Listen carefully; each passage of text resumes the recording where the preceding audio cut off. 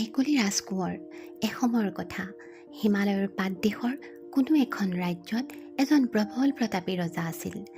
তেওঁ বৰ দয়ালু আছিল। ৰজাৰ একমাত্ৰ কন্যা দেখিবলৈ বৰ ধুনীয়া।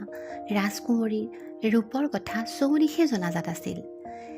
এদিন আবেলি ৰাজকুঁৱৰী অকলশৰে ওচৰতে থকা হাবিখনৰ কাষেৰে খোজ কাঢ়িবলৈ গৈছিল।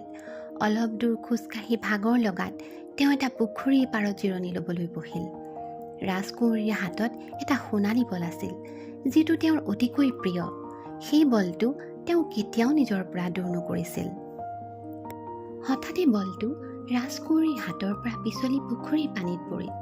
ৰাজকুঁৱৰীয়ে বলটো পানীৰ পৰা উলিয়াই আনিবলৈ বহুত প্ৰয়াস কৰিলে, কিন্তু পুখুৰীটো দ হোৱাত তেওঁ ব্যৰ্থ হ'ল।